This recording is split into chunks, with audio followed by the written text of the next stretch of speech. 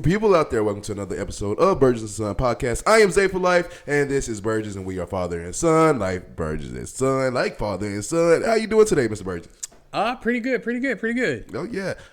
Good week just passed by, Thanksgiving. Mm-hmm. Happy Thanksgiving to you. Yes. Happy belated Thanksgiving, I guess. How was your Thanksgiving? You were there. Yeah. And I had fun. What about you? Yeah, me too. A lot of fun happened. A lot of other things happened. It was too much going on. I don't know what. Some things I just can't say. But guess what? It was a good time. Family, fun, friends, good food, good eating. I definitely ate me a nice big plate and took a nice nap after that. I think I did miss the end of that night game on Thanksgiving night. I did too. I was knocked out. Yeah. But all in all, it's been a good week of sports. I really love this time of the year, especially Thanksgiving, because football is just really the pinnacle of it. It's football every day, especially for the week. Rivalry week usually happens around this time for college football, and then Thanksgiving games get intense too as well. But yeah, we had a good rivalry week of college football. Any game kind of stuck out to you in college football this week? Well, of course, Texas beating Texas A&M was kind of the highlight of my weekend. Yep.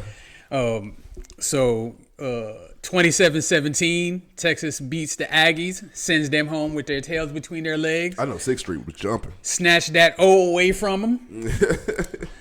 I know it probably doesn't change anything as far as playoffs for either team. Texas A&M will get in. Yeah. We probably will not. But it's still a rivalry, and it's always a good thing to beat your rival. Mm-hmm. I think that win versus Texas A&M helped y'all case a little bit. I don't think it's enough. That loss to Florida killed us. Yeah. Well, yes, and I guess really, to be honest, the only team that I can say that's really creeped up since their early losses with Notre Dame, and even then, how do you really kind of continue to put them in with no conference and the level? I mean, they had a better schedule this year, but still, I don't know. I guess we do count strength of schedule now or whatever. But yeah, Texas over Texas A&M was a good game. I definitely was rooting for Michigan, as I really don't like Ohio State. But you were sorely disappointed this weekend because Ohio State stepped in that ass for the one time. First time since what, like 2019? It's been a minute. Dang, But they made the best of it. They did. The highlight of that game to me wasn't even the game. It was Brutus, the mascot from Ohio State. Did you see what he did? Oh, with the Ohio thing? Yeah, when it started snowing in the middle of the game, and in one of the end zones where it said Michigan, he X'd out the M like they do in Ohio the week leading up to that game. And then he wrote Ohio with his feet over it, right next to the end zone.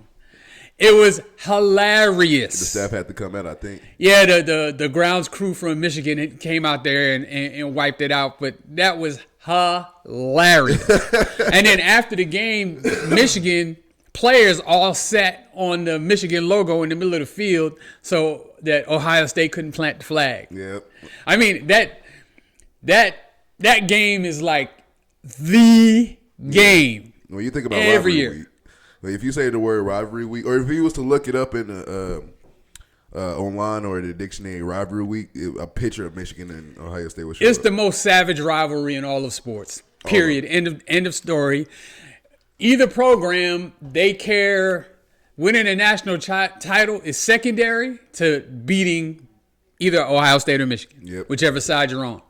That's second. People are talking about Ohio State's national championship last year is invalidated because they didn't beat Michigan. But you won the national championship. It's not like they lost to Michigan in a playoff. You just lost you just lost a regular season. Yeah, game. I mean, look, I don't understand it because I'm not in it, but I sure do love to watch it, and I love the players buy into it too. Yeah. So they hate, Michigan players hate everything Ohio State and vice versa. And they're fighting and the game is chippy.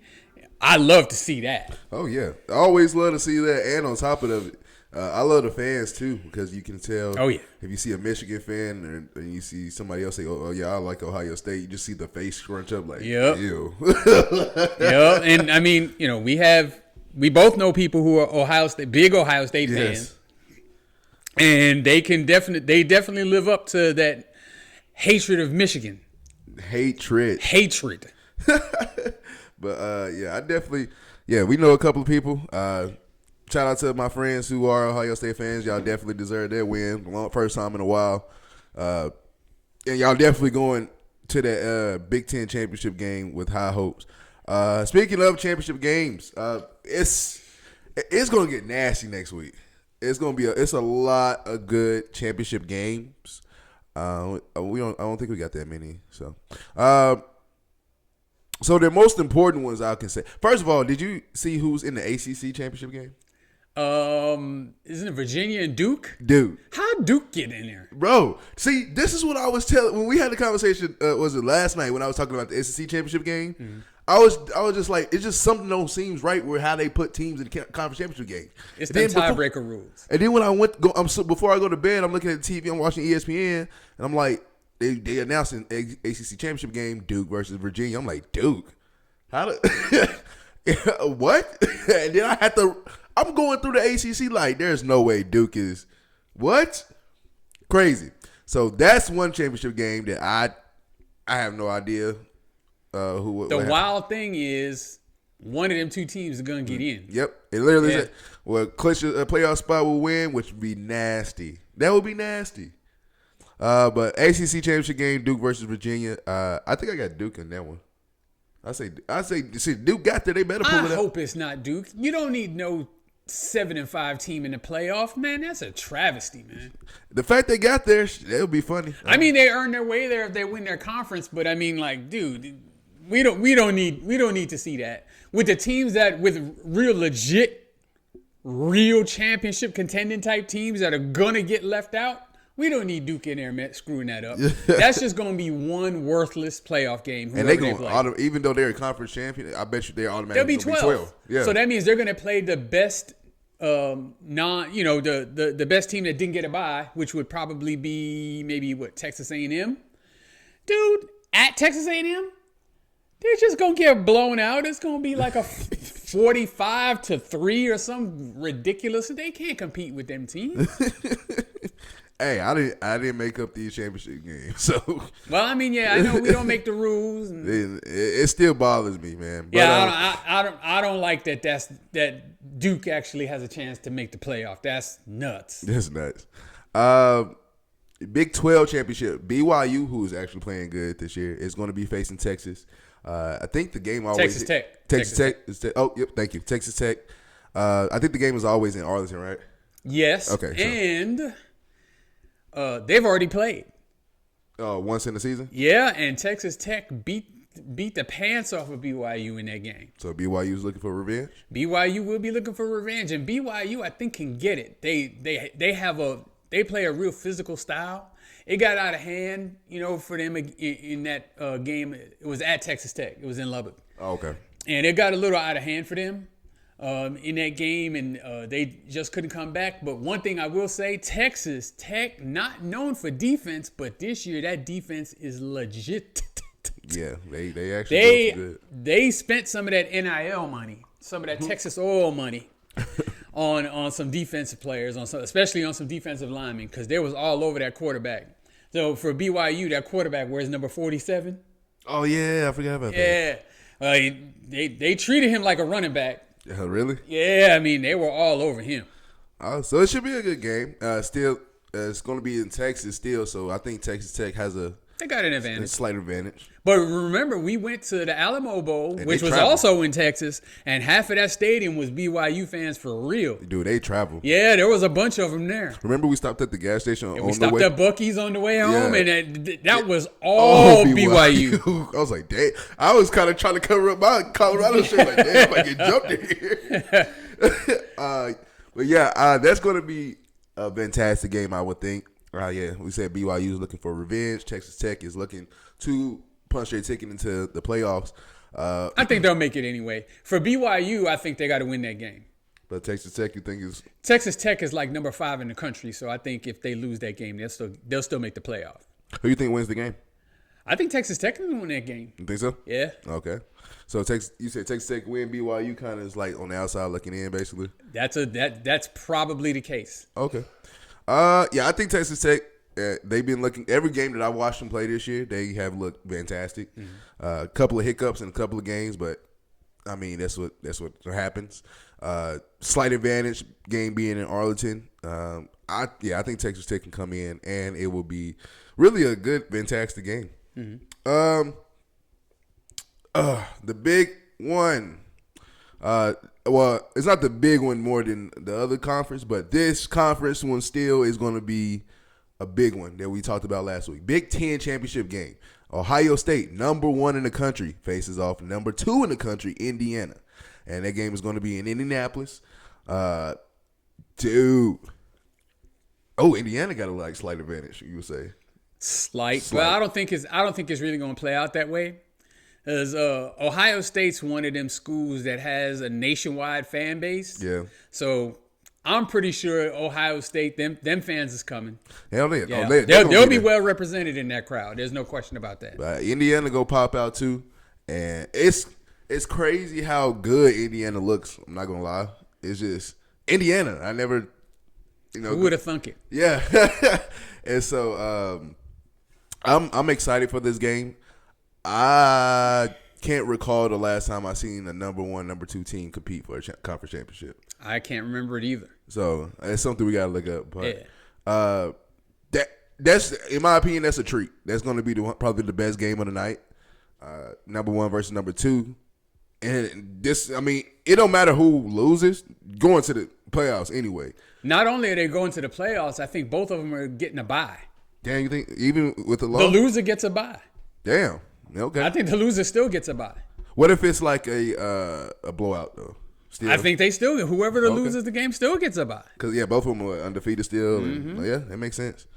So it really don't matter who loses. It's just I'm just want to entertain the game. Yeah, that's what I want to see. Well, I think for ego's sake, you want to win your conference championship. Yeah. So I think they're both gonna come to play, but I mean, for playoff seeding, I don't think it's going to matter a whole lot because by the time they start playing, ain't no more home games. Yeah. But, yeah, I think Ohio State, with their experience, I think they're going to win the game, but I wouldn't be shocked if Indiana pulled it out. I think Ohio State is, of course, Ohio State is going to be Ohio State. They always get some of the top recruits, the best recruits. They always keep a nice quarterback every year, all the time. And even the ones that didn't go to the league and playing outright, but you think about those quarterbacks that came in and won, or there was like Heisman candidates, J.T. Barrett, Braxton Miller. Braxton Miller went from quarterback to receiver, and then what was his name, Cordell Jones, and all. List goes on and on. Will Howard last year won the title. Saying is dope. Yeah, he's pretty good. Like he is out there. Like I thought with losing Will Howard, they was going to fall off a little bit. No, they still got supreme talent all over the field, dude. Their wide receivers are out of this absolutely world. Game breakers, like all of them. At this point, I'm thinking Ohio State is taking over as a wide receiver. They keep having these receivers, and then on top of it, to have really, and both of them be captains, but you have one of the best players on offense as a receiver, then you have one of the best players, all around players on defense, and they're both on your same team. I don't. You talking about Jeremiah Smith and Caleb Downs? Yeah. Exactly. So like I don't know how they do it, but they continue to do it. I will go ahead and go with Indiana though. I think Indiana. You like the underdog. Underdog. Y'all know how I feel about Ohio State, but even then, Ohio State is going to come to play for sure. But I think the way that. And me being an Oregon fan, the way that Indiana game planned for Oregon and came in there and executed and beat Oregon, you can do the same thing at a neutral site game versus Ohio State. Now, is it going to be a little bit harder because Ohio State is not Oregon? But like I said, I'm hoping for a great game, and I think it's going to be a great game. That's the game I think is going to be game of the night for me. So after that game, there will only be one undefeated team, right? Because Texas A&M lost. Yeah. Yep. Every other team's lost at least one. Yeah, that would be crazy. Okay. And then for the main conference that everybody loves, that everybody talks about all the time, is the SEC. SEC championship game, we already know it's going to be Alabama versus Georgia. How many years? I would say, how many years have we seen Alabama versus Georgia?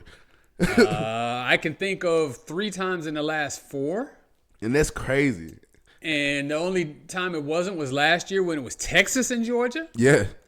So, but every time Georgia goes, they lose to Alabama. Have they not beat Alabama anymore? No. Damn. At least, you know what? I remember the last time they played in the SEC championship game, Georgia was heavily favored coming in, trying to do a three-peat, and Alabama beat them. Damn. Well, it's going to be a good one for sure. It's always a good one when I think it's always a good game between them two. Yeah, so regardless, it's going to be a good game. I think Georgia with the loss, it don't matter, but I think Alabama has to win this, right? I don't know. See, because they're ranked 10 in the country. Mm-hmm. They're playing for the SEC championship. Mm-hmm.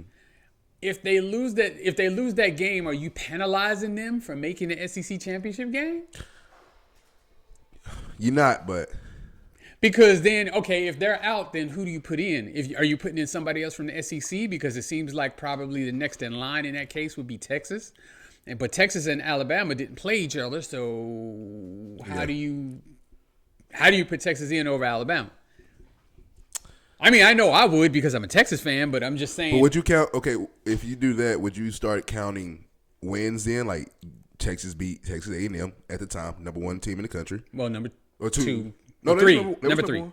Ohio State. Yeah, I keep forgetting about that. They're number 2 in the country. Even then, undefeated team beat them. Mm-hmm.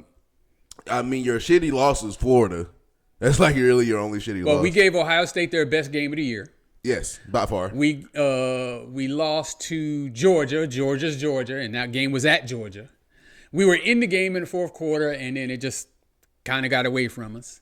But Georgia's Georgia. Yep. And then we beat Texas A&M.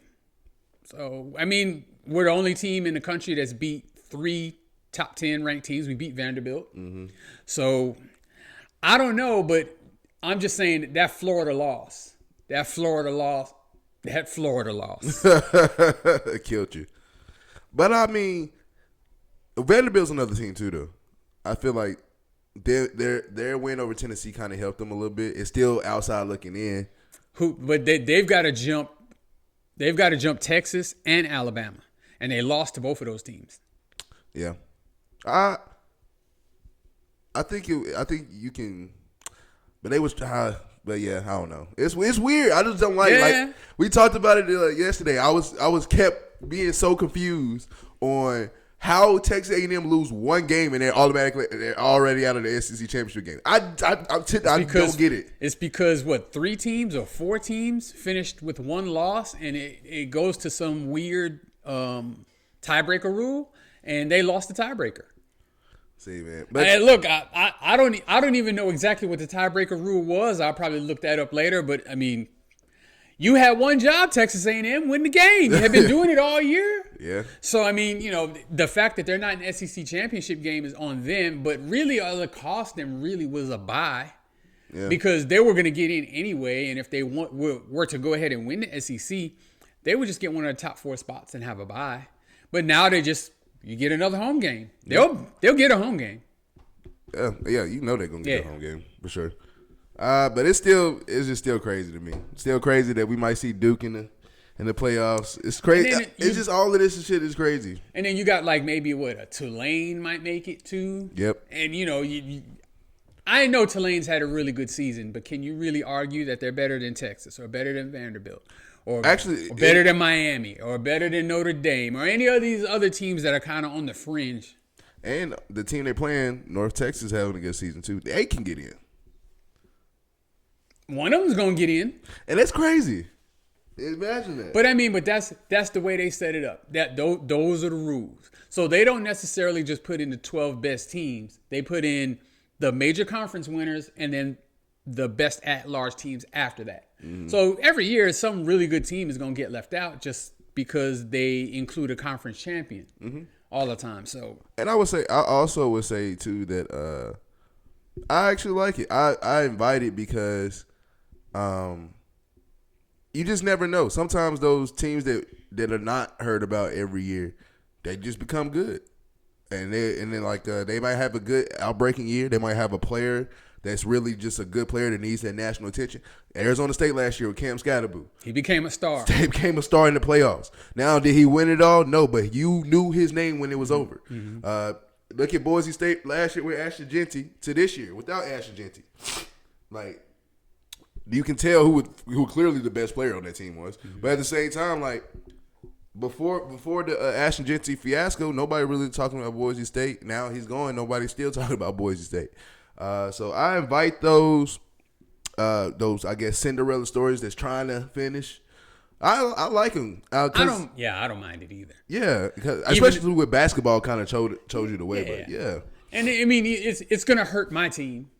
Yeah, but I mean I'm still okay with it because one, everybody knew what the rules were before the season started, so nobody's surprised by the fact that a team like Tulane or North Texas may get in, and a team like Texas or maybe possibly Alabama or a team that was very successful like Vanderbilt or Miami won't. Yep. I mean that's the way it was kind of designed for that to happen in some ways when you're including all the conference champions and you're not necessarily picking just the 12 best teams per se. So, you're not just going off the AP rankings. There's some hierarchy to it because of the conferences. Yeah. And Miami, I feel like Miami screwed themselves over 2 years in a row. Any team, if you didn't make it, you screwed yourself over. Yeah.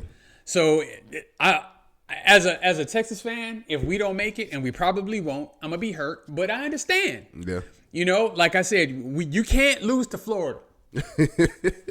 That's our punishment for losing to Florida. Yeah. You can't lose to Florida. And the way y'all lost too. Yeah, I mean they beat us from pillar to post the whole game. We didn't have any hope to win that game. I would say also I think that if it kind of depends on these conference championships too, because to be honest, I'm just ready to see the playoff bracket, but. Yeah, seeing like a North Texas or a Tulane in there would be cool. I just want to see I just want to see the bracket when it starts because it's gonna be fun and it's gonna be good. Mm-hmm. But the conference championships are next week. Are they next week? Yeah. Okay, making sure. They're gonna be next week, and then so definitely gonna be watching those. It's gonna be fun. I hope all plays out, especially for Texas. Hopefully something happens. And I don't know what could happen at this point. I guess really in the conference championships, the only thing that we can really hope is BYU loses. Uh-huh. Because, if BYU wins, they automatically get in, and then Texas Tech is already getting in. Yeah. So if you have Texas Tech win that game, then, that extra spot for that conference doesn't happen, and maybe we have a chance, but I think even then, maybe you got to put Miami in ahead of us. You kind of got to put maybe Notre Dame in ahead of us, even though I don't really agree that Notre Dame is better. And they're kind of a conundrum because the only two really hard games that they played, they lost. They played a bunch of cupcakes the rest of the season. Yeah. So and then they're not in a conference. I don't necessarily hold that against them, but you could schedule some better competition. Yeah. Yeah, I mean, we scheduled Ohio State to start the season. Yeah, true that. So, other teams, did the same thing, where they go out of their conference and schedule a tough game to begin the season.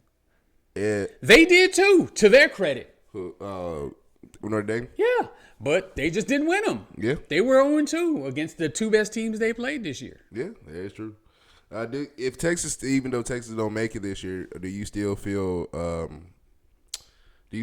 I guess, promise for next year? Or do you still feel good about next year? I always feel promise for the next year because I know Texas has as deep pockets as anybody. Yeah. So we're always going to be able to get really, really, really, really good players. And should Archie Manning leave, and his family has come out and said that he's going to stay all 4 years. Mm-hmm. I wasn't high on him coming into the season, And his rough start to the season, I was really low on him. Yeah. I'm coming around on him. I'm still not convinced. But he's probably better than whoever we would have next year. So and on top of that, he showed growth. Yeah, he did. We knew coming in your freshman sophomore year, just your last name. Anytime Quinn Ewers was messing up, they wanted to put you in. But the fact that they made you wait and be patient, and then this year you're starting, you had a horrific start, and now the past maybe 4 games, you have been killing it more than you are, sticking up the joint. Yeah. So, I think you should have promise in there. I mean, I think we're a top 5 team next year without any question. You think so? Yeah. It should be. It'll be cool. All right. Over the Thanksgiving weekend, not only did we have rivalry week in college, we also had some NFL games. Okay. Definitely a game that I had said on my other podcast that I felt the upset between, it was really not an upset, but I felt the upset between the Cowboys and the Chiefs.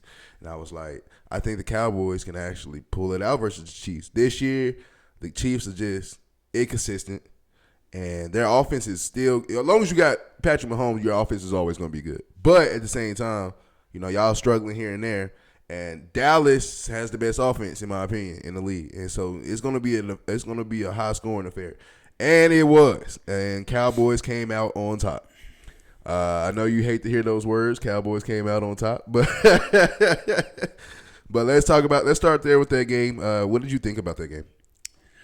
First of all, I got to give the Cowboys credit. Not just for that game, which, of course, they did win the game. Yep. But how they've kind of reshaped and retooled their roster. Mm-hmm. How they are, at least over the past few weeks, this little 3-game winning streak they got, how they have actually been playing to their strength. Yeah. So, the strength of their team is their offense. Mm-hmm. And when you have a strong offense, there's 2 things that they have that are better than anybody's. 1 is the offense. 2 is the kicker, which is a huge advantage. Especially today, because nobody wants to use the kicker. Everybody wants to go for it on 4th down. Analytics. So now you get inside your opponent's 40 and you're the Dallas Cowboys, you're getting points. Yeah. Because Aubrey can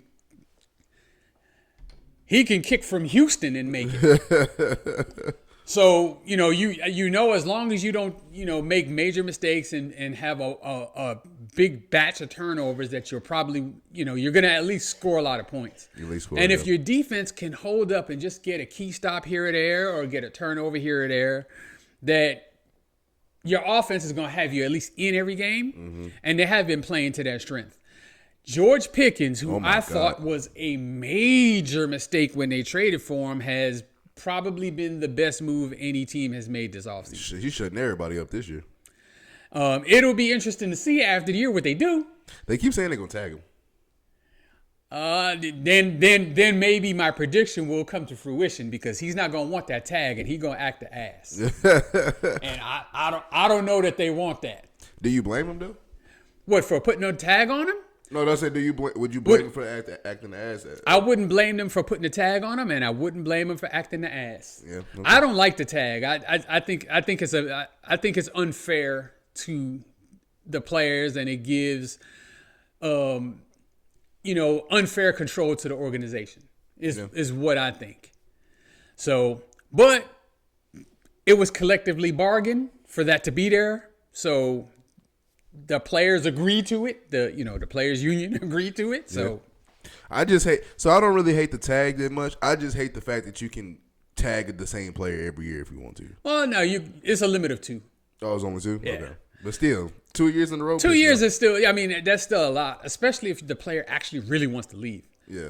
But going back to, that Chiefs game, the Chiefs actually didn't look bad either on offense, but on defense, they just couldn't do anything with Pickens and Lamb. And I think most teams are going to have that problem. Yeah. Because Dak is playing at such a high level right now that you give him arguably the best wide receiver tandem in the NFL, And if you can protect him, he's going to shred you. Shred you. And then, because they're so prolific throwing the ball, it opens up the run game. And Javonte Williams is not a world beater at running back. But if you're playing back, anticipating pass, and they hand it off to him, and you don't have enough guys in the box to be able to take advantage, he can hurt you. And he has hurt teams. Yeah. So, and then they, who got hurt that was on their team? It wasn't Miles Sanders, wasn't it? Were you talking about running backs? Yeah. On Dallas? Yeah, they had another running back that got hurt. I think I want to say it was Miles Sanders, but I don't know. No, Miles Sanders ain't on the Cowboys. I don't think. Or maybe he is. I don't know. But Javonte Williams has had a fairly decent, productive season, and he's not your typical 3-down, carry the load type of back, but he fits perfectly into kind of what they do. Yeah. So I think they've embraced that the offense is spectacular, the kicker is otherworldly, and that the defense is spotty. Yeah. And, football is supposed to be complementary. So, if you know what your weaknesses are, you can try to mask it and still yet play to your strengths. And I think the Cowboys have been able to do that the past few games. And actually, I think that's a credit to the coaching staff. I bet the Cowboys, especially the way the offense is set up, the Cowboys need a defensive coordinator like a Steve Spagnuolo, one that can really.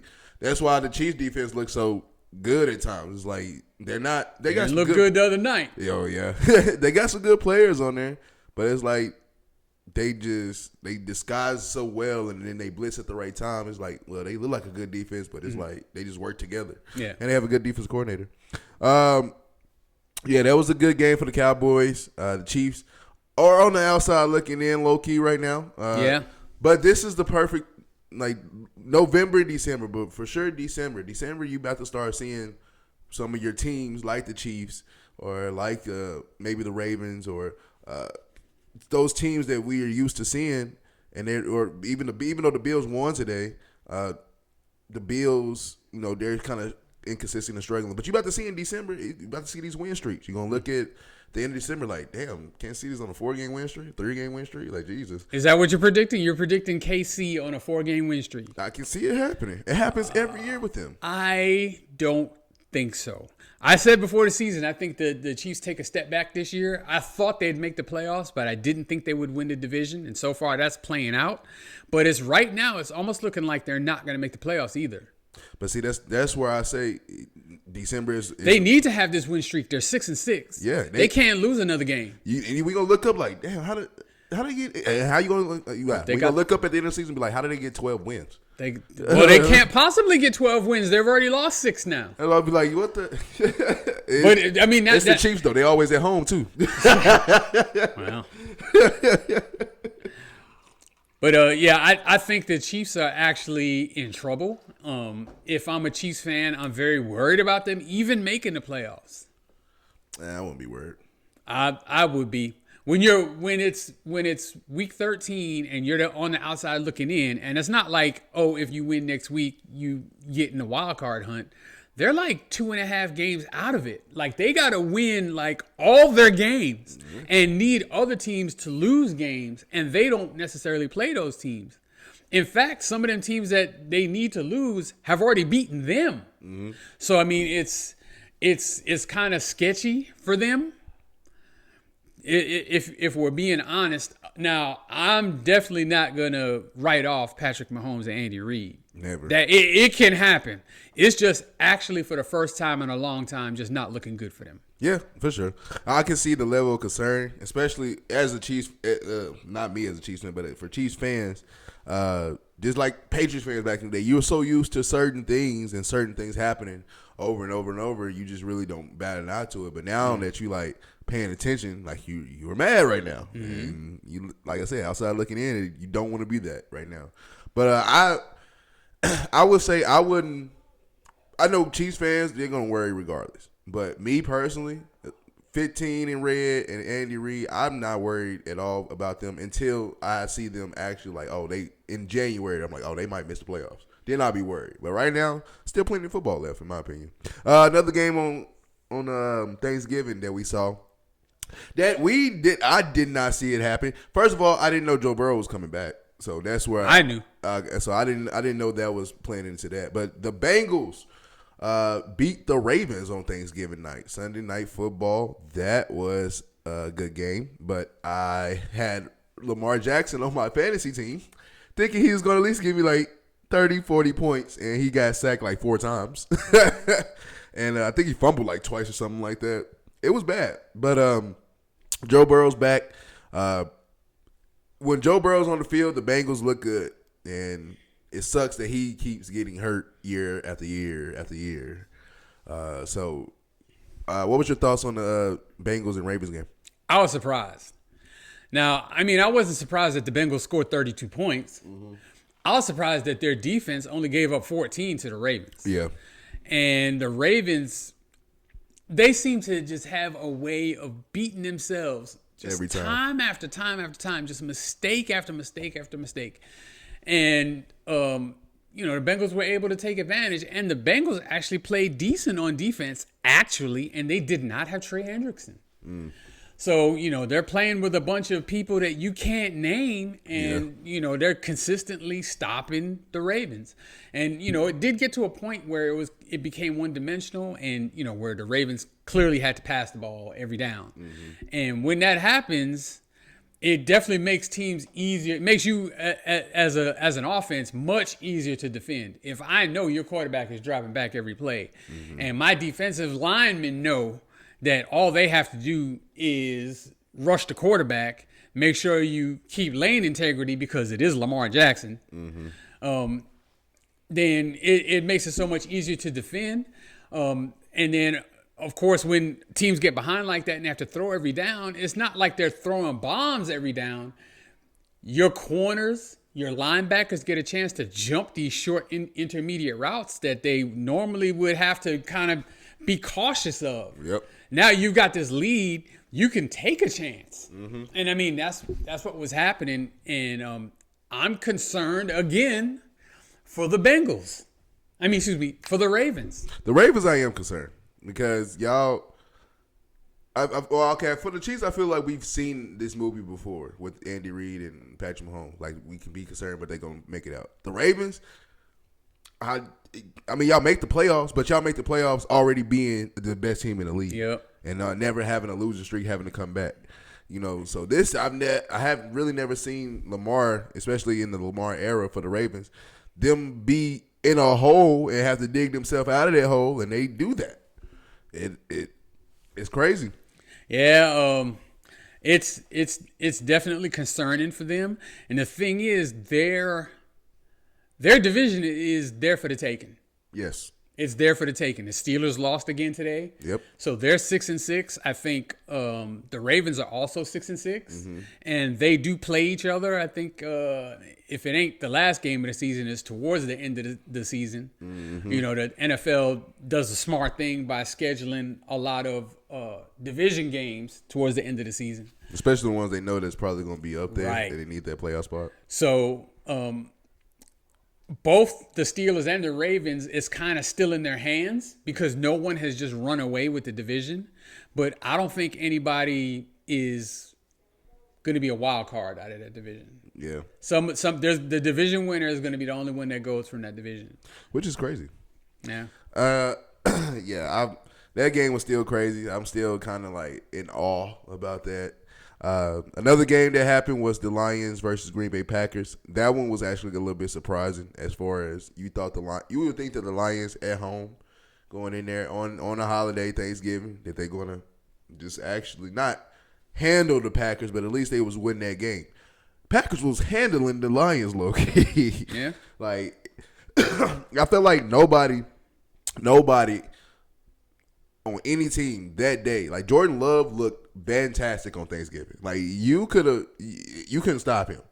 Romeo Dobbs, he made Romeo Dobbs look good. Christian Walker, he made every receiver look like they was an all-pro receiver. And he was out there dotting them Lions up. Like, oh my God. I looked, he had 50 points and I had him on my bench. Oh my God. That was a good game. It was a crazy game as well.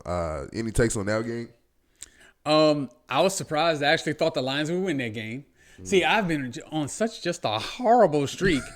Just a horrible streak. On Thursday, I picked the loser in every single game. So, yeah. That tells you don't listen to me because I don't know what the hell I'm talking about. So I got this money. I need to pick a team. Yeah, do the opposite of what I say. You'll be rich.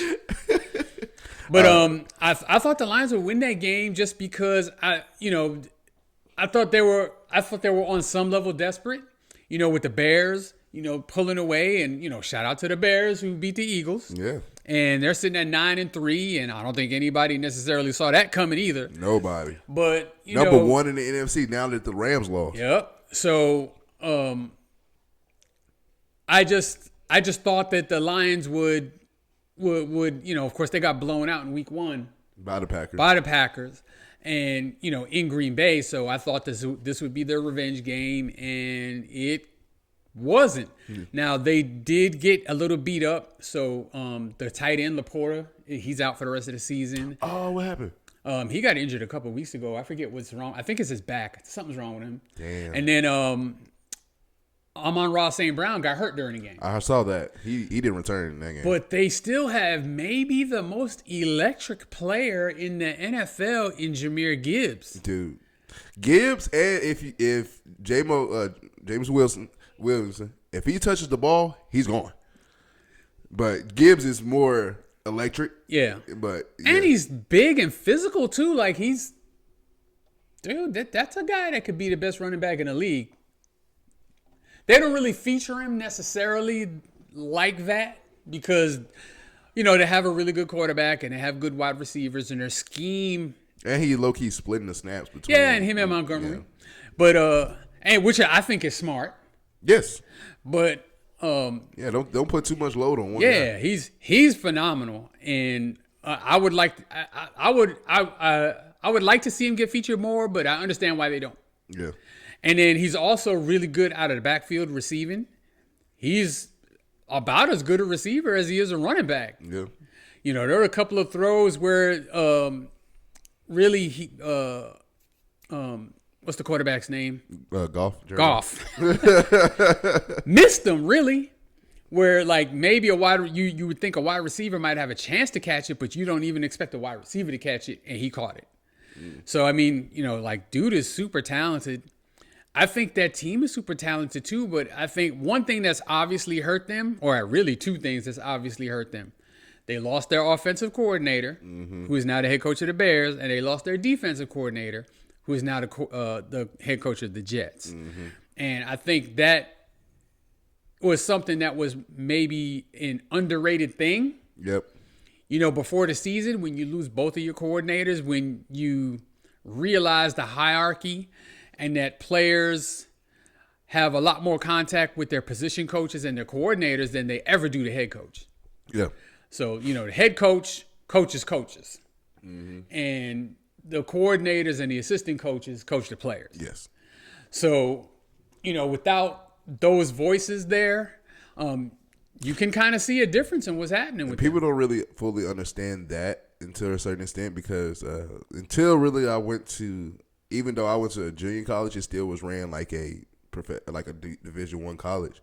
It was more of the position group or the position coaches you see. Those are the coaches that you see and talk to every day. Yep.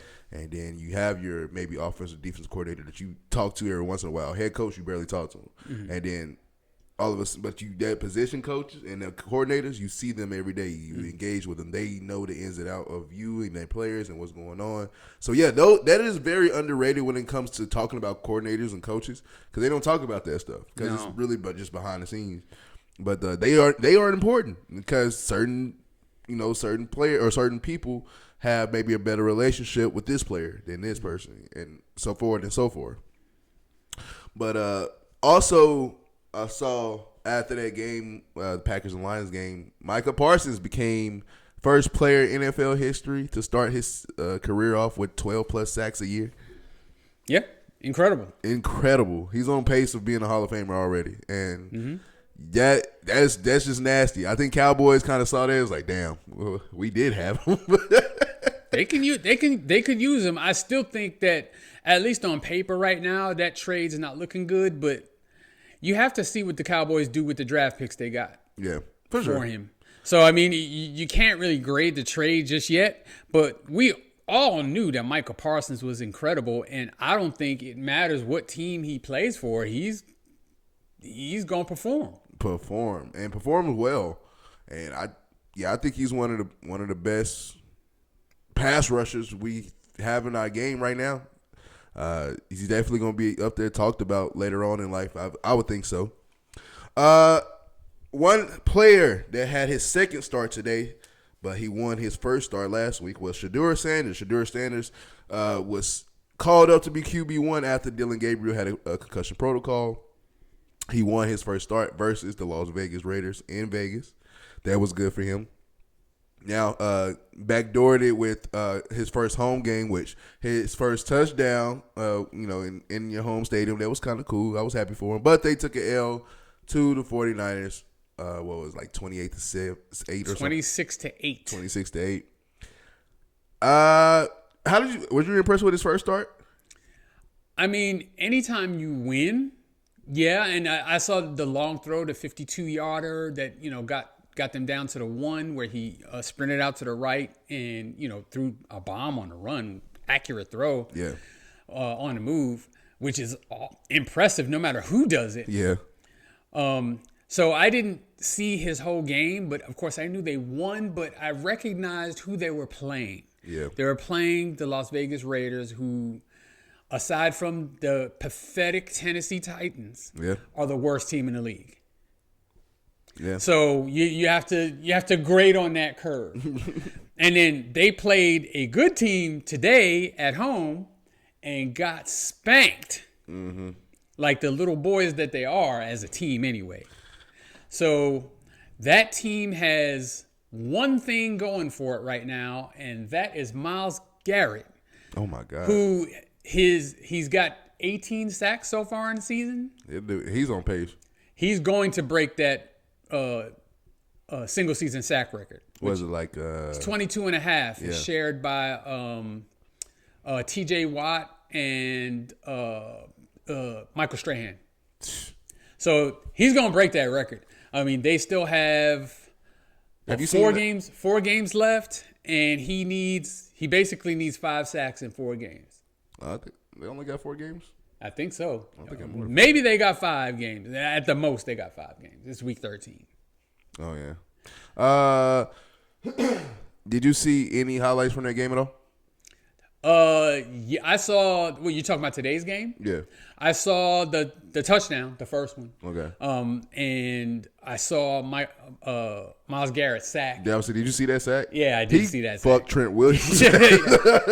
He made Trent Williams look like it was me out there. Dude, and Trent Williams is an all-pro Hall of Fame. He's an all-time legendary generational left tackle, and he made him look like nothing. Dude, nothing. I was just like, the way he jump cut into there, I was like, Jesus Christ. So the fact that they only scored 8 points lets me know that Shedeur Sanders probably did not play well. Yeah. I'm gonna go out on a limb, even though I did not see the game, and say he did not play well. I haven't really checked it out. I mean, I'm gonna check out all the highlights probably tonight too, anyway. So. But that team has so many bigger issues. Yeah. I mean, they just got they're I think Kevin Stefanski is done after this.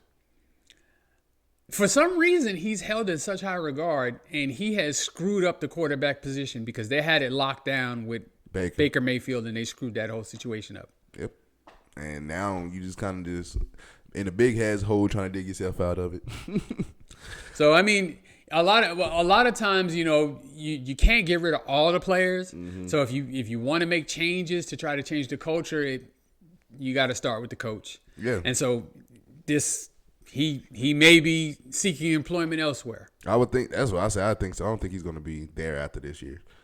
A coach that's not going to be at his spot after he's not even there now. Lane Kiffin. Lane Kiffin takes the job at LSU. He announced that today. What's today? November 30th. Sunday, November 30th has been announced. Lane Kiffin is the new head coach of LSU. Will not coach Ole Miss in the playoffs whenever they go. I know you've had your things to say about this, so I'm gonna let you have at it. Okay, so first of all, I hate everything about this. Everything. Everything. I hate Lane Kiffin's involvement in what he did. Mm-hmm. I hate LSU's involvement in what they did. I hate the NCAA for having the rules set up to allow this type of thing. Yes. So it's all three of their faults. So it's not just any one thing, and people are going to jump immediately on Lane Kiffin, and justifiably so. They should. Your team is 11-1. Mm-hmm. You're about to head into the playoffs. Mm-hmm. Guaranteed. And now's the time when you're going to leave the team. And then you don't even have the decency to tell your team yourself. You scheduled 2 team meetings and bailed on both of them. Didn't even speak to the team before he hopped on a plane heading to Baton Rouge. That's some Bush League bullshit.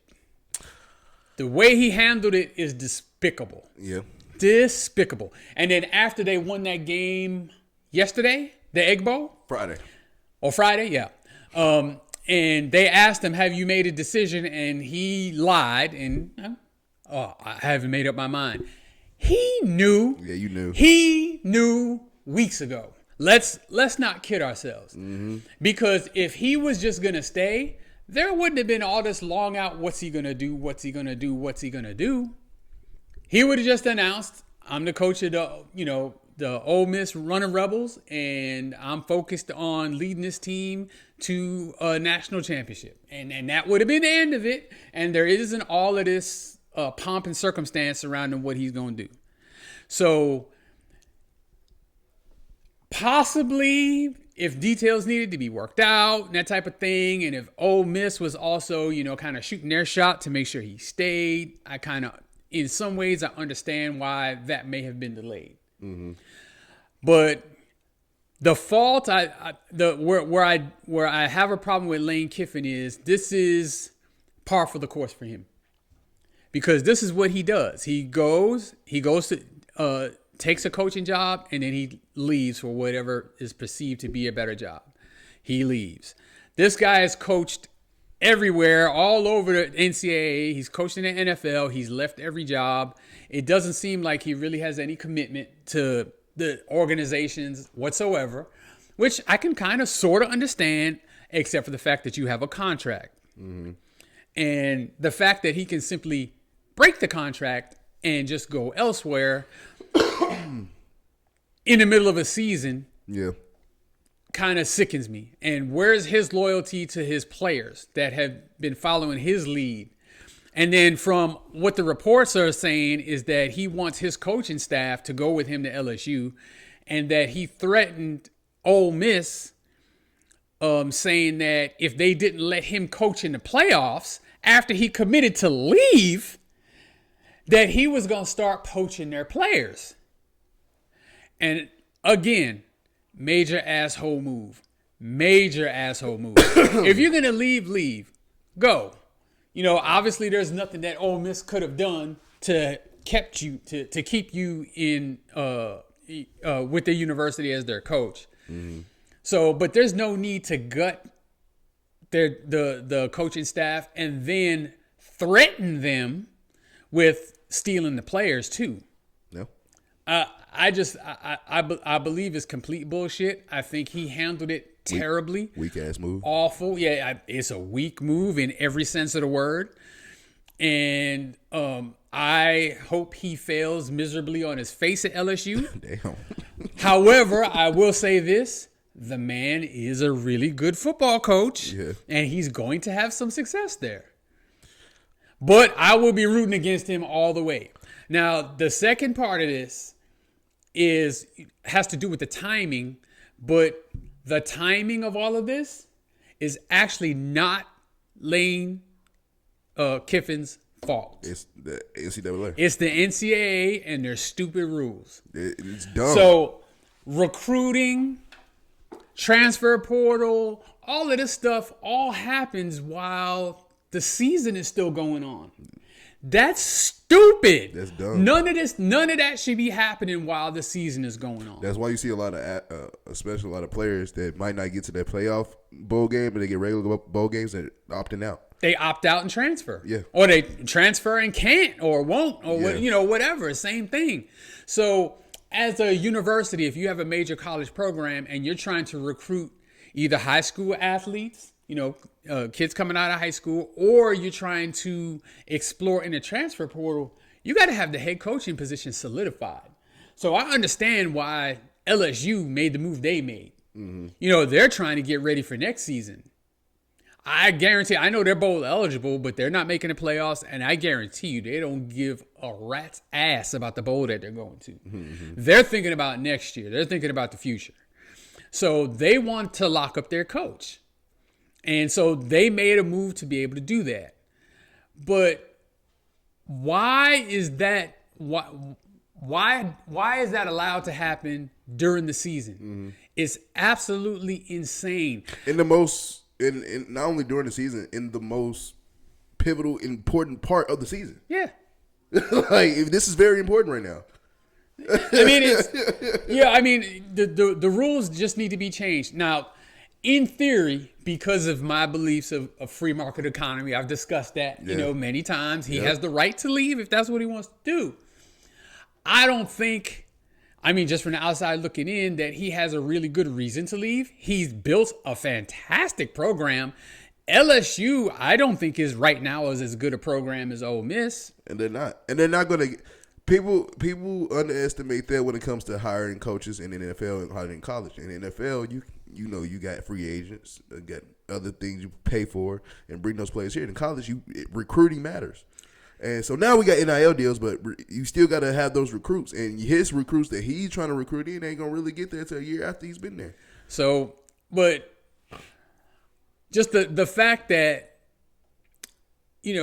like signing day and all of that stuff is during the season. Mm-hmm. So, during, the times between the conference championship games and the bowl games, the coaches are out on the road recruiting high school players, mm-hmm. or, the transfer portal kicks in around that same time too. So, you're talking to, athletes at other colleges trying to bring them into your fold.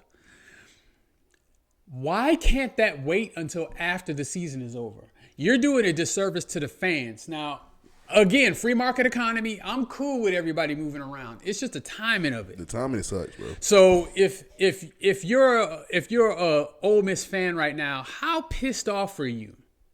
Pissed. Did you see him going on the plane and they was booing him? He deserved every bit of it. Yeah. So, and that when Ole Miss plays LSU in the future, and Ole Miss, but just the fact that that type of thing is allowed mid-season is wild to me. Like, why is that even a possibility? I don't like you can't have that happen then. Why not wait until the national championship game is over and then open up that stuff? Or at least wait till the national championship game, especially if you're not in it. Yeah. Okay, that's okay. I'm okay with that too. Or even the playoffs if you're not in it. Yeah. But now. Yeah, bro. No. I feel for really the players. Me being a former player, I feel because it's just like I just feel like you just quit on me. Yep. That's exactly it. Like, you just quit on me, bro. Yeah, all the goodwill and faith and all the hard work, and you believe in what this man is telling you, and you're taking his word to heart like it's the gospel, and he can sneak out on a plane on a Sunday afternoon while you guys are wildly successful. And I don't even think it was a money issue, because I believe Ole Miss could have offered him what LSU offered him. Yeah. Or somewhere in that range. I believe LSU probably had more NIL money, which means more money to pay players. Yeah. And maybe that factored into it. But I think it speaks heavily to Lane Kiffin's character. Yeah. Like, can you really trust him? Can you really trust him? I don't. I'll say this too. LSU has the opportunity. I mean, not LSU. Ole Miss has the opportunity to do something really, really interesting and really, really sneaky. I like the idea. I know they're not going to do it. I know they're not. But what if they hired Brian Kelly to be their coach? That would be nasty. That would be nasty. What if? That would be nasty. Dude, everybody would be on Ole Miss's side because LSU fired Brian Kelly, so you can't be mad at Brian Kelly because he's free and LSU let him go. Yeah, let him go. So now he goes to Ole Miss and he gets a chance to wreak havoc and have revenge on LSU for letting him go. And then Ole Miss as a university has a chance to stick it to Lane Kiffin. You know what? I didn't even think about that till you just said that. But I would love for that to happen. I don't think it's going to. It's not. But only reason I would love to see that happening is because LSU has different expectations than Ole Miss. LSU has been in national championship contentions forever, right? They won national championships in the early 2000s and some before the 2000s. Yeah, 2019 they won one. Yeah, and then recently they won one. So they've had expectations of championships. Ole Miss don't. So the fact that Lane Kiffin, you helped turn Ole Miss around to a great program, and you have a chance to win the national championship this year. This year You have a chance to win the national This championship. year. And they are going to host a playoff game. yes. They're going to host a first-round playoff game. And the fact that you just up and leave Lane Kiffin, but then on the other side for LSU, we're trying to build back where we're used to, but you say Brian Kelly's not doing a good job.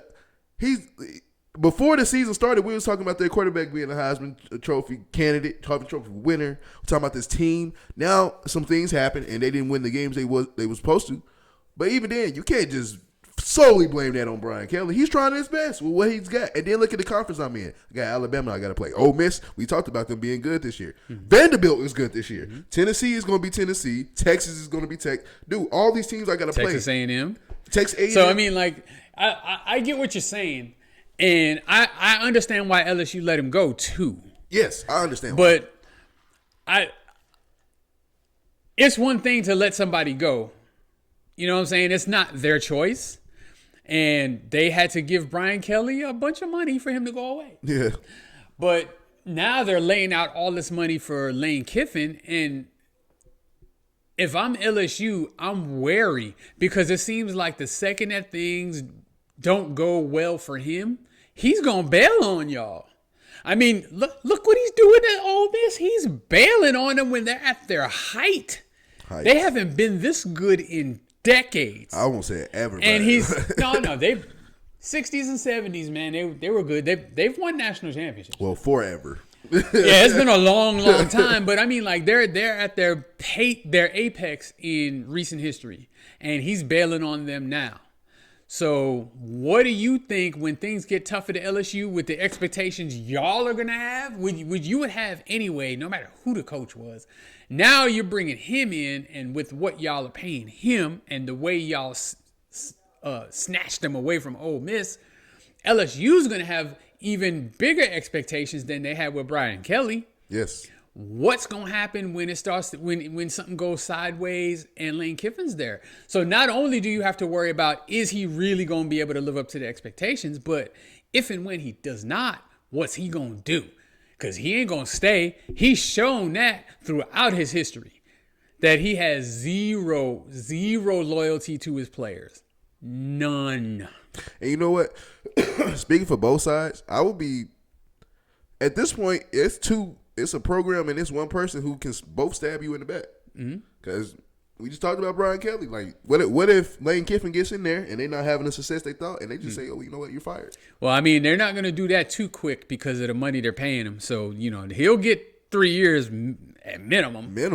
And I'm sure there's a buyout in his contract. Hey, look what happened. They fired James Franklin. James Franklin had to give him $50 million. They fired Brian Kelly, had to give him $50 million. So, I mean, those ain't easy checks to write.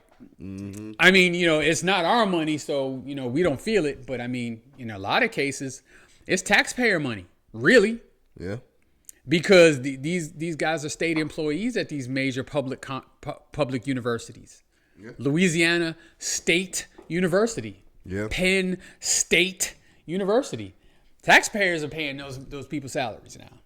Let's not forget that. Yeah, true that. In almost every case, the highest paid employee in every state is either the university's football coach or the university's basketball coach. True that. Every state. I would say though, before we move on, I would say that it definitely needs to be a rule change with this. Definitely. Because it's like I said, I feel so much for the players. Yep. And then I kind of feel a little like I don't feel bad or nothing, and because it is partially his fault, but I feel just a little bad for Lane Kiffin. I don't. The only reason I say this is because you're basically being forced to make a decision right now. And then because of the rules, you need to tell me, are you going to be our head coach? Like, you need to tell me. You need to tell me. And it sucks. You have, as a person, you do have the right to be like, yeah, I want to, or no, or you could have said, or I don't know if you could do this, be like, hey, I'm focusing on something with this team right now. Can we hold this off? You probably don't have time to do that. And it sucks. That's why it needs to be some type of rule change. Now, I feel like if it was, let's just say we got through these conference championships and we get to the playoffs, start the playoffs. If Ole Miss being in, it's kind of hard to say this, but let's just say Ole Miss was not getting into the playoffs. And the conference championship is over. We know you're not getting to the playoffs. You got just a regular bowl game. Then I can say, okay, I'm coming out. I'm going to be an LSU coach. That would be. It would still sting, but it would sting less, like it is now. Like I said, I feel so much for the fans and the players, man. We are good this year. One loss, we going to the playoffs. This is a chance we can win. We can win a national title. Y'all are good. I feel really bad for them seniors, dude, because he's been at Ole Miss for 5 years. So those seniors, he was their coach their entire tenure there, and now when you're at your best and you've got a legitimate shot to win a national championship, you're going to be in the playoffs. Now just without facing his players. That's the chicken shit thing to me. Without facing his players, he's just going to flat leave and go to, at least record-wise, an inferior program. Yes. Actually, quick story, I had this happen to me in high school. It was my sophomore year in high school, and then we had this one coach to come in. He was coaching, I think at the time before then, he was at Southside or wherever he was at. But he came in, and he brought his son in who played offensive line. He was one of the coolest coaches ever. And, like, he was I want to say he was an offensive coach. But he still was cool with the whole team. Cool. He talked to everybody. Well-mannered. Yes, even as talking to us kids. Yes, sir, no, sir, to us as we do to him. Show me respect. He was cool. Well, it was coming up to the end of the season. He actually was about to take the head coaching job for Ripley. And so he had the negotiations, had the job. He called the whole team meeting to us. Told us directly, like, hey, I'm telling y'all right now, like, I just got an offer to be head coach of Ripley High School. I'm going to take it, this and that. And then he starts crying. I love you guys, this and that. It's no hard feelings. And, like, we basically gave him a big hug and left after that. But it was no hard feelings because, like you said, you came up to us as men, even though we're kids, young men, coming up to us men, like, yo, I'm telling y'all what I'm doing straight up. And this is something for me. And I love being with y'all, around y'all, this and that. And it was cool. Then we actually ended up playing them next year, and it was like when we saw him that next year, it's like we were still his players. Like it was a single line to hug this man. So that's why I feel kicked too. His team's ass though. I remember that. Yeah. Whooped that ass, but we was in line to hug, man, because it was just that. But like you just said, it's just. Man, there's a right and a wrong way to do things. Yes, and I think he went about it completely wrong. The decision, the decision he made, and then plus the way he conducted himself with not, telling his players or facing his players was some chicken shit.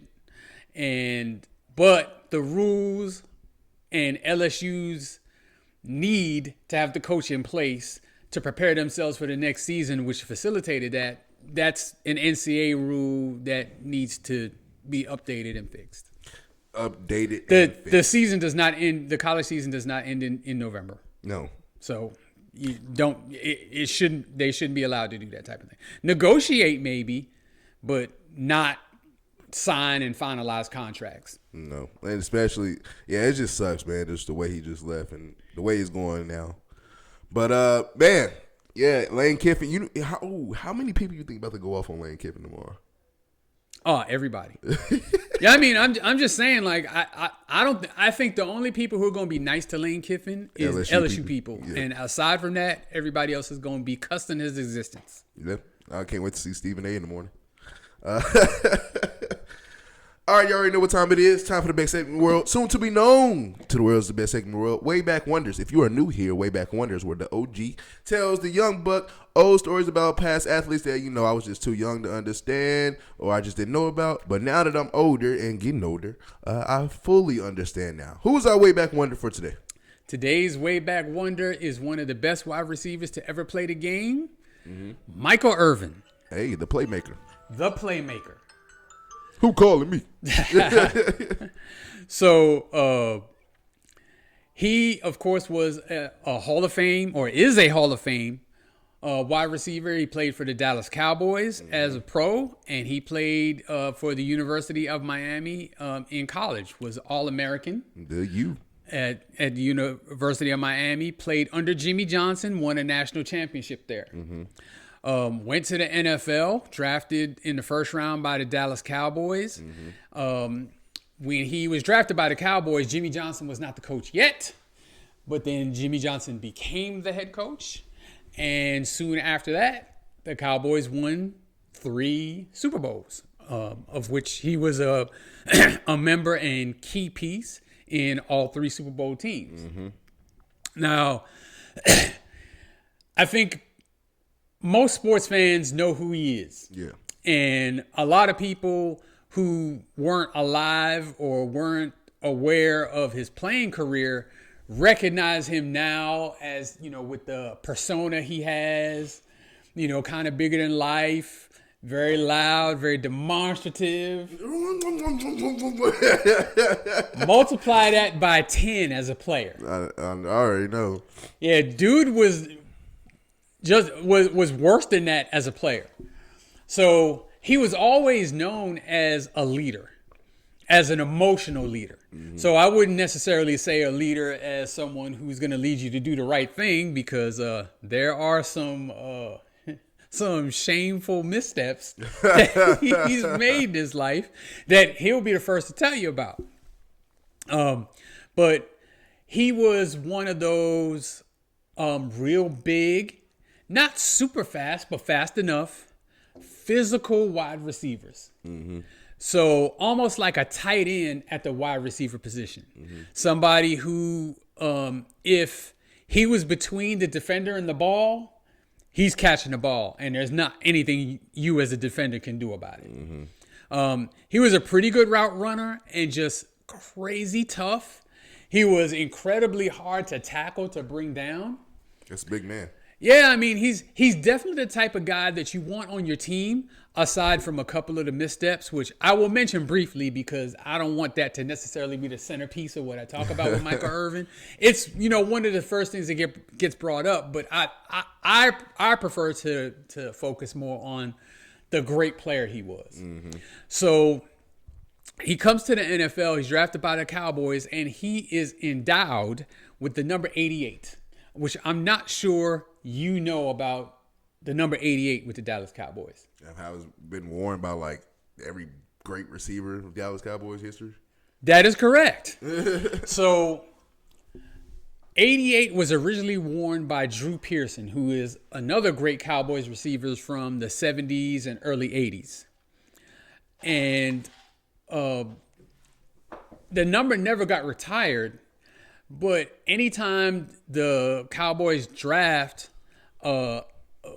someone that they think is a no doubt slam dunk Pro Bowl type player, they give them 88. And so I actually like that versus retiring a number. I can get with that. Yeah. But I do like retiring a number too. Oh, yeah. I like honoring the player that way. I think it's like level. It would have to be levels to it though. Yeah, I mean, I guess so. But so he was bestowed the number 88. So, that's almost something you have to live up to. Yeah. And you know what? I will give credit to the Cowboys on this. They haven't missed with that 88. They have not. They have not. Like Dez Bryant, nasty. Yeah. Even now, CD Lamb, nasty. They have not missed with that 88. So his first couple of years, like, they were terrible. They were really bad.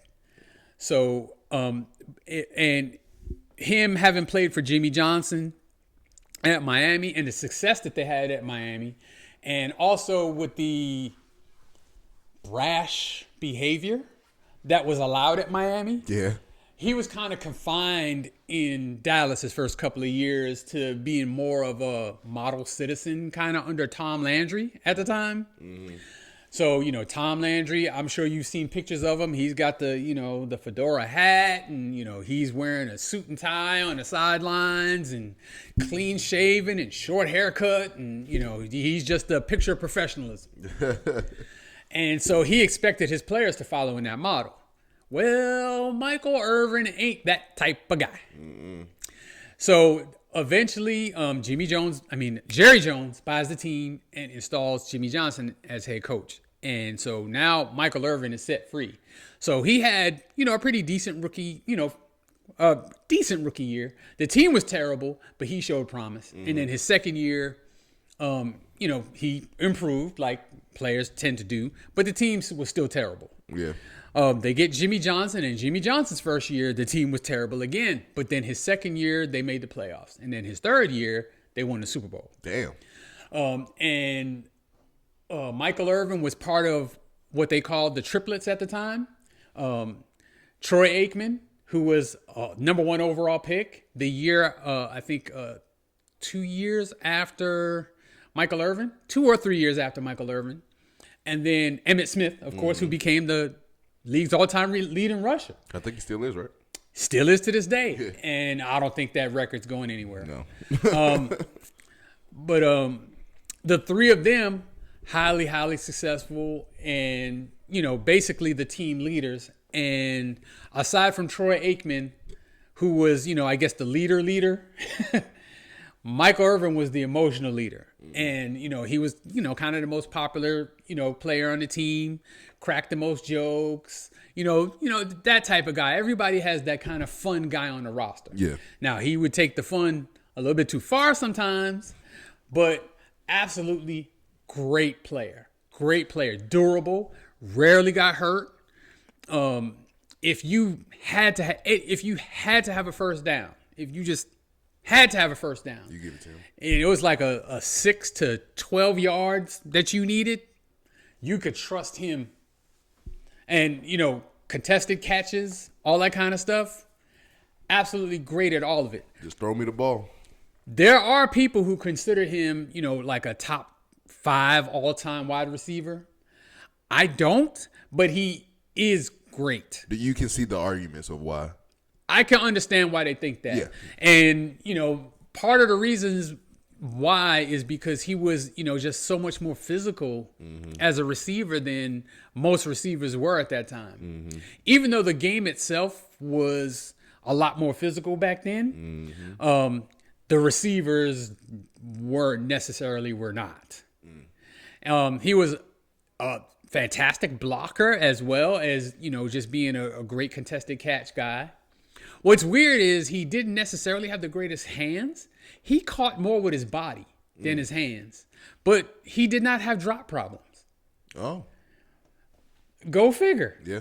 And, he talks about his catching style even today that, he felt better. It was more comfortable for him to catch the ball with his body than with his hands. Mm-hmm. And that he felt more comfortable and that it helped him secure the ball better. Yeah, I can see that. And I can definitely see that, especially if you're expecting a hit as soon as you catch the ball. Especially in those times where it was hidden. Yeah, it was hidden. So he did not have a ridiculously long career. I think he played either 9 or 10 seasons. Oh, okay. But he made the Pro Bowl a bunch of times. He was an All-Pro multiple times. I know he did win the 3 Super Bowls. He had a spectacular play against the Buffalo Bills in one of those Super Bowls where he caught a pass on the sideline and spun out of a tackle and ran in for a touchdown. And I think, even though I don't believe him necessarily to be a top 5 wide receiver, I think people overlook it because of his persona and bravado and some of the, off the field stuff that happened with him. Yeah. And now with him being a media personality, a lot of times because he is wildly entertaining. I mean, I love watching Michael Irvin talk. I love it. It's hilarious. Him and anybody, I just love. Yeah, like I compare him to like Barkley. Yeah. Like just as how entertaining they are, and like people sometimes forget how great of a basketball player Charles Barkley was because he's such an entertaining personality now. I think that same thing happens to Michael Irvin. Yeah. And, some of the controversy that he's been tied up in has kind of sullied his image some. But he was absolutely a great player. And unfortunately, like a lot of players in the NFL, his career ended because of an injury. Oh, shit. So he was... what kind of injury? I believe it was neck. Eesh. Neck or back. So he got hurt in a game against the Philadelphia Eagles. Mm-hmm. It was like a short pass, like a slant, and he got hit and he was knocked out. He was knocked unconscious. Damn.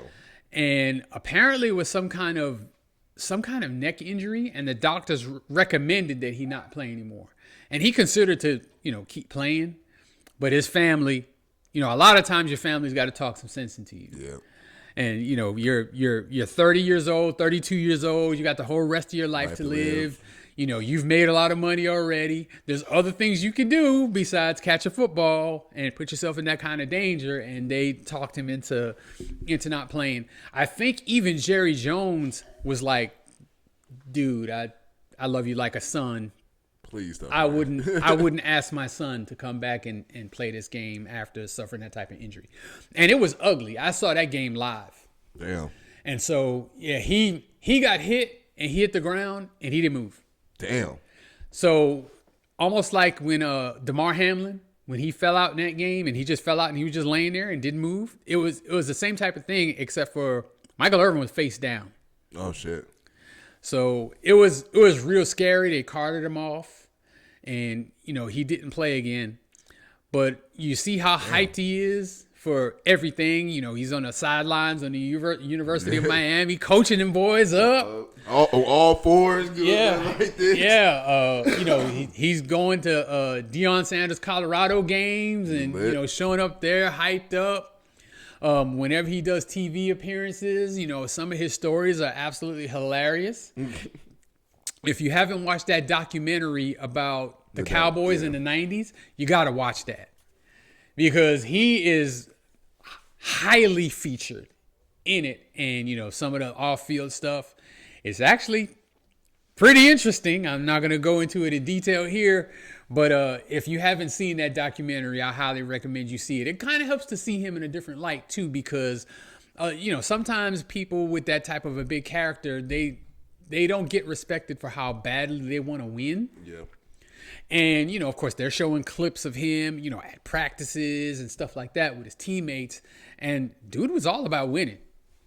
He was all about winning. He was all about the team. Now, he knew how important he was to the team. But he wanted the team. He wanted team success more than he wanted individual success. That's good. It is good, and it worked out for him and the Cowboys. So I always had a lot of respect for him.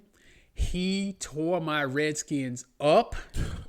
Darryl Green, who's like my favorite NFL player of all time. Well, after Barry Sanders.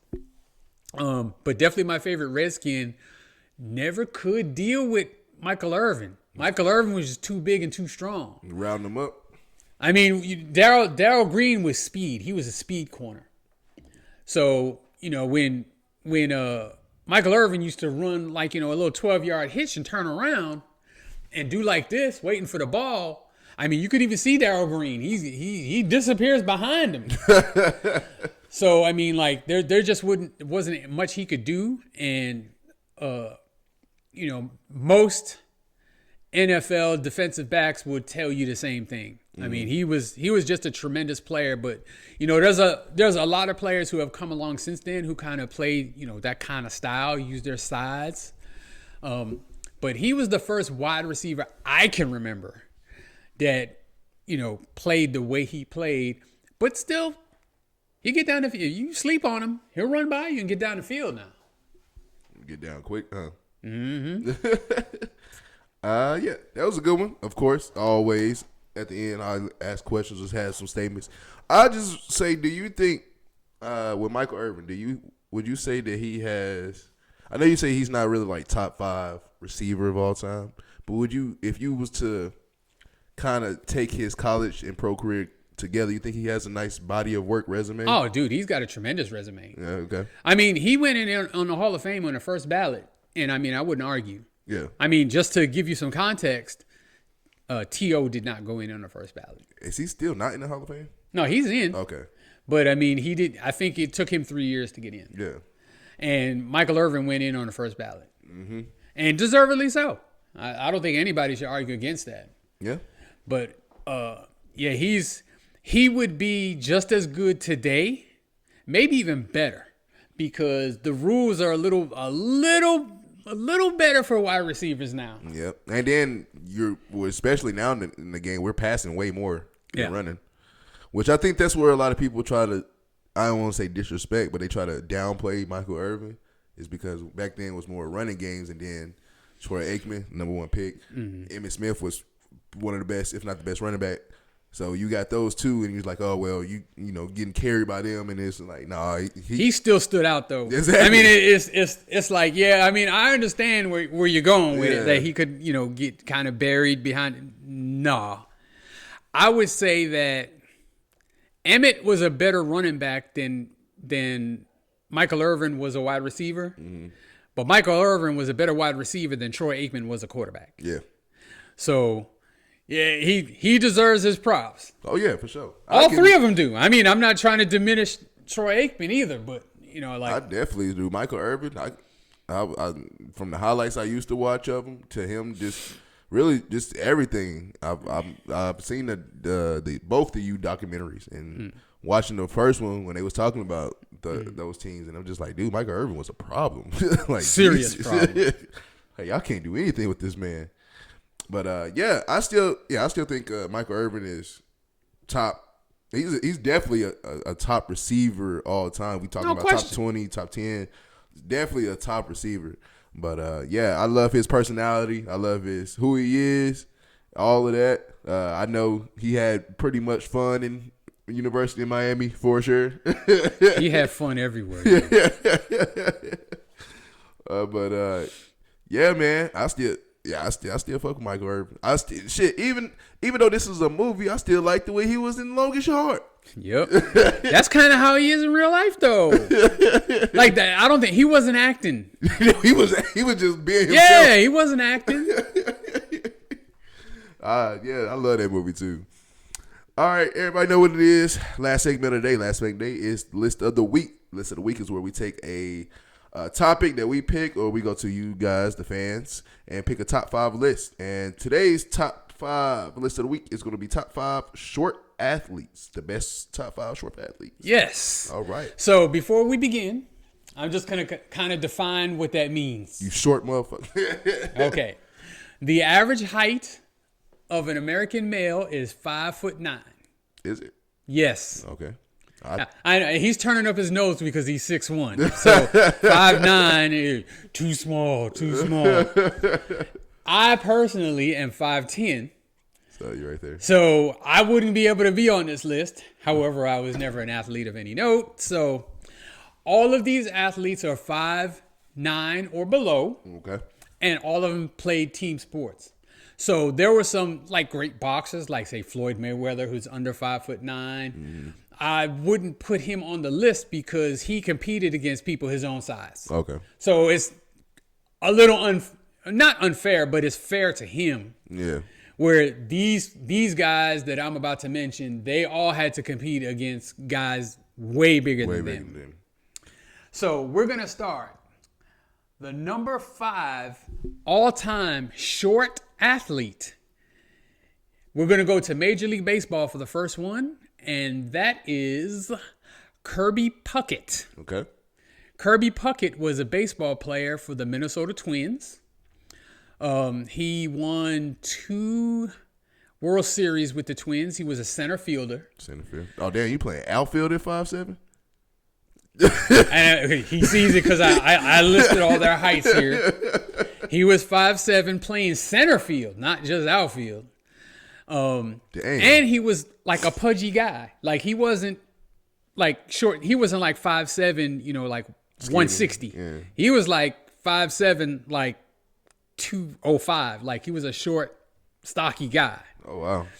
And he has the highest batting average of any right-handed hitter since World War II. Wow.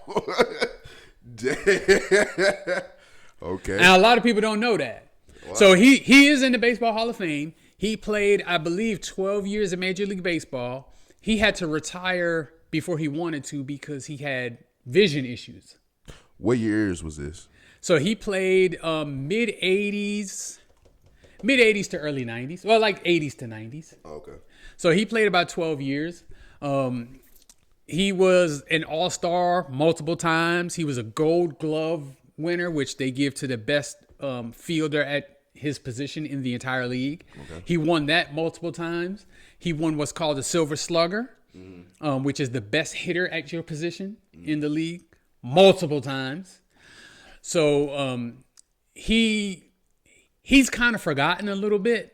I think mostly because he played in Minnesota. Yeah. And the only people, that, are from Minnesota are like Prince and Kirby Puckett. And Kirby Puckett don't know how to play guitar. I said Prince is from Minnesota. I ain't know that. So, yeah, he's an all-time great baseball player, and he was only 5'7". Jesus. I don't think in baseball necessarily that height matters a whole hell of a lot. No, but yes. Yeah. There's always an intimidation factor with height, no matter what sport it is. Yeah, I you never really understand height in the sports until really you go up in the levels, because like being me being 6'1", I was like one of the tallest ones on my football team, and then I'm going to professional football games. I'm like, yo, I'm the shortest one out here. Like, what the hell? All right. So the next on the list, the number 4 best short athletes, we're going to go to soccer. Okay. And this is, number 4 is Diego Maradona. Okay. Who is a soccer player for Argentina in the 80s. Now, when I looked it up, they listed him at 5'5". 5'5". 5'5". Damn. I'm thinking he was more like 5'2", 5'3". He was shorter than that? Yes. I don't think, like I'm saying, I don't think he was even 5'5". Damn. But he was what they call, I'm sure you're familiar because you played soccer as well. He was a center forward. Okay. Or a forward, and sometimes a forward midfielder. Okay. But basically, he was a striker. Let's say striker, yeah. Dude, that dude would maneuver his way around anybody and everybody. In fact, in a way, being short in soccer, it helps you a lot. Yeah, it is kind of an advantage. And he was like just super agile. But he's another one that like he wasn't like short and skinny. He was short and stocky. Okay. So he was strong too. He led Argentina to a World Cup. I want to say in 1984. I was a kid. And I was just blown away at how good he was. Mm-hmm. I watched that World Cup very closely and was a big fan of his. Mm-hmm. So in soccer, especially in international soccer, you wear, or at least back then, you wore numbers 1 through 11, which represented everybody on the field. Now they incorporate, all kinds of different numbers. But if you were number 10, you were that dude. He wore number 10 his whole career. Oh, really? And he was the captain of Argentina's World Cup winning team. I wore number 10 my freshman year. In what? Soccer. Really? Yeah. I don't remember you wearing number 10. But okay. That's the only way. That's the only reason. Like my email is 5110. Oh, okay. Okay. Yeah, I was about to say, I don't remember you being number 10. I gotta find my. You know what? Because I always remember you as a goalkeeper. So, Oh yeah. but in any case, he was absolutely tremendous. International, as big as soccer is worldwide, international superstar. Generally regarded as one of the best soccer players ever to play. So just for context of like this generation, we talking about like you say the world known worldwide is like this is like kind of like Messi and Ronaldo Yes. is now. Okay. Yes. And at one time, without question, regarded as the best soccer player on the planet. On the planet. Yeah. Nice. So like it wasn't much of an argument. Like he was that good. Well, that great. All right. So moving on to number 3. You said he was 5'2", 5'3". That's crazy. Dog. Yeah. Moving on to number 3, we go back to Major League Baseball. So the number 3 best all-time short player is Joe Morgan. Okay. He was a second baseman primarily for the Cincinnati Reds. Okay. So I'm sure you've heard the term the Big Red Machine. Uh-huh. He was pretty much the captain of the Big Red Machine. He was the leader. Okay. He won, I want to say, 2 MVPs. And, of course, if you know baseball at all, generally speaking, second basemen are not highly productive necessarily offensively. Mm-hmm. They're primarily defensive players. Mm-hmm. Your catcher, your shortstop, your second baseman, your center fielder, generally those are defensive players. Yep. And he was a tremendous defensive player.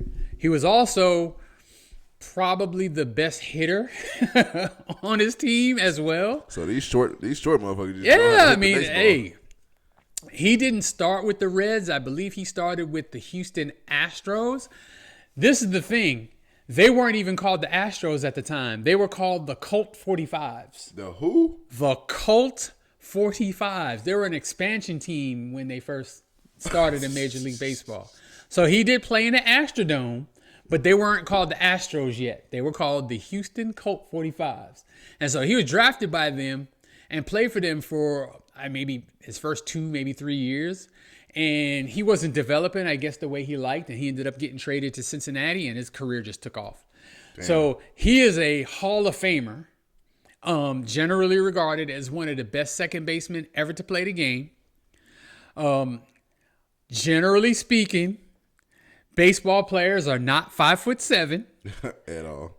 And, a short infielder is sort of a liability because you want them to be able to catch those high line drives and keep them from becoming line drives that end up in the outfield. Line drives, and then I'm thinking about more of like the balls that kind of going over the fence. You trying to want to kind of grab it from over the fence. He's a second baseman, so he's not going to get the opportunity to do that. Oh, yeah, I know that. But I was thinking more of the first. For Kirby Puckett, that would be legit. I was like... and Kirby Puckett was snatching them balls from over the damn fence, too. And see, I can't even imagine that in my head. Yeah. But, Joe Morgan, tremendous player. Also regarded as a great leader. Mm-hmm. Like I said, he was the leader on those teams, which were loaded with talent and had a bunch of other Hall of Famers. Johnny Bench was on that team. Ken Griffey Sr. Was on that team. They won, I think, they definitely won 2 World Series. They may have won more. I think they went to more, but they were like a kind of a mini dynasty for a while, and he was the leader of the team. Nice. All right, so moving on to number 2. Number 2 is my favorite player in NFL history. If y'all was paying attention, you would know. Barry Sanders is just my dude, man. But he was only 5'8". Short. He's 5'8". And let me tell you, he used that height to his advantage. Maximum effect. Because he ran low. So, first of all, they say low man wins, but he wasn't trying to win with leverage. He was out juking people. Dude, messing people up. 5'8", low to the ground. One of the best running backs that's ever played. On any given day, you ask me, he could be the second best running back of all time or the third. Just, I flip back and forth between Walter Payton, kind of depending on my mood. But this guy at 5'8", just he played like a giant, but played like a small guy. Yep. So, part of his appeal, part of his advantage was that he was so short that sometimes it was difficult for defensive linemen and linebackers to see him because he's so low to the ground. And then by the time you see where he is, you're out of position. And if you're out of position with Barry Sanders, you got no chance. None. Because even if you are in position with Barry Sanders, you have a limited chance. You have to surround him. One-on-one, you're probably not even going to touch him. No. He's going to embarrass you. And people, that is true. That these guys are really giant people. Mm-hmm. So when they're up there, especially going against another giant person, and this little motherfucker's running through, you're like, yo, who got the ball? Yeah. You can't see him, man. He's so slow to the ground. And, his personality matched kind of his height. He was kind of unassuming guy. He didn't seek the spotlight. He was kind of, quiet and reserved. And, it's not about me. It's about the team. And, he didn't necessarily want the spotlight. It was forced on him. I just like everything about Barry Sanders. Like if I could compare like my personality to anybody, it would probably be Barry Sanders, just because, I know I'm here running my mouth and everything, but like he was like just generally quiet and unassuming, and like, just all the fanfare and all of that didn't really matter to him. He just wanted to play football. And he didn't care necessarily about the records and all of that kind of stuff. He just wanted to win and be left alone after that. Just leave me alone. Chill. But as a short guy, he has to be on this list. Yeah. He's 5'8". It's hard to believe that, like, I'm bigger than like one of the greatest NFL players that's ever played. You be surprised. It's a trip to me. Mm-hmm. All right. So moving on to number 1, this player played before my time, but he is so generally regarded as the greatest player that has ever played his particular sport that I cannot overlook him. I just can't. And he has opened up the door for so many on so many levels that even though he was only 5'8", he can't be overlooked. So at number 1 for great short athletes is Pele. Mm-hmm. Now, I know you've heard of him because like Pele is like the Babe Ruth of soccer. Actually, my time hearing about him, I actually had a summer class at college, and I took the history of soccer, and we had to learn about him. Well, you can't tell the history of soccer without Pele. Yeah. It's impossible. Like, that's the first lesson we learned. Impossible. So he won did he win 3 World Cups? I think so. Keep in mind now that the World Cup only comes along once every 4 years. And half of, the beginning part of the tournament is group play where you're guaranteed to play 3 games. And then after that is knockouts. So where you lose and you're gone. Mm-hmm. So for him to lead Brazil to 3 World Cups is absolutely amazing. Mm-hmm. Because any little misstep in soccer, like one bad bounce goes the wrong way for you. That's a wrap. Dude, it's not like games are, 12-10. Like these games are 2-1 and 1-0. Yeah, and like he was the dude. So, he was the captain. He is widely credited with bringing popularity to soccer in the United States. So worldwide, soccer's always been the number 1 sport. Yeah, you don't have to sell soccer to Europe or Africa or South America. They already own it. Mm-hmm. But in the United States, it was never really a thing. And the World Cup didn't necessarily do that. The World Cups is just a ridiculous accomplishment. Yeah. But towards the end of his career, like a lot of players do, a lot of soccer players do, he came and played in the American League. So they didn't have MLS at that time. I forgot what they called it. But he came and he played for the New York Cosmos. I forget what they called the league at that time. They didn't have the Major League Soccer like they do now. But his games were sold out. And I mean, this is him old and I'm not going to say washed up. He was still really good, but, he was old. He was in his late 30s. It's kind of like how Messi doing right now. Exactly. Mm-hmm. And, how David Beckham did when he came. It's kind of, this is it. So you play your prime years wherever, Europe, South America, whatever, play in the World Cups, win them, and then you come here towards the end and make your money. Yeah.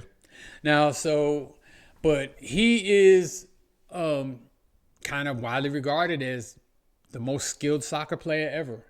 And that dude could score goals any way you wanted him to. And he was 5'8". Crazy. Now, traditionally, soccer players aren't necessarily super tall. No. Even today. Yeah, no. But he's under 5'9", so he makes the list. A lot of your forwards and your strikers are going to be short. Yeah. But yeah, you still have some that are like 6'2", 6'3".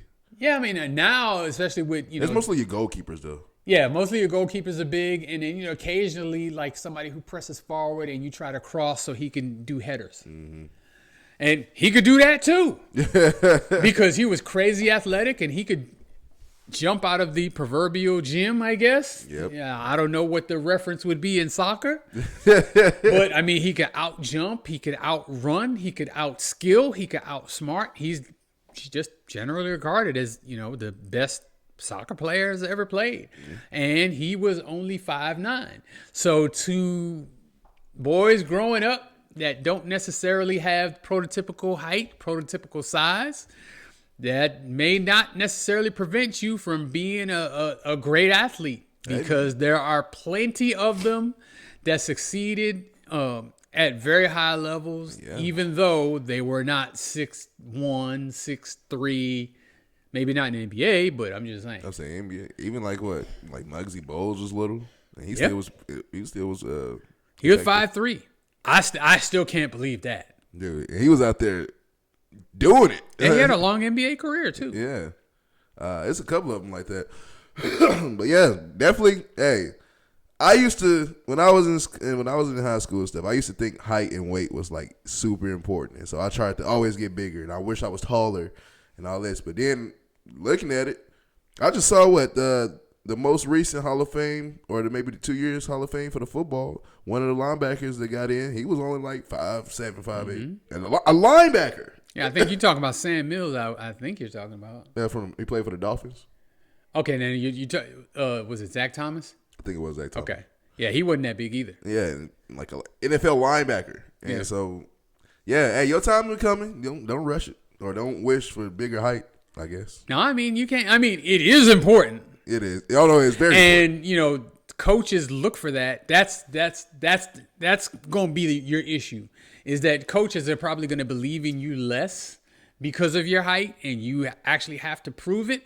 But go ahead and prove it. Yeah, prove it. I mean, being a shorter individual does not necessarily mean that you're short on talent. So, hey, keep doing what you're doing. Hey. And sometimes, they sprout out of nowhere. Out of nowhere. I remember the story about Anthony Davis, where in high school he was a 6'2" point guard, and then all of a sudden in one summer, bam, he's 6'10". Man, I bet your knees hurt. Maybe that's why he's hurt all the time now. For real, man. Oh man. All right, everybody. Thank you guys for joining us on another episode of the Burgess&son podcast.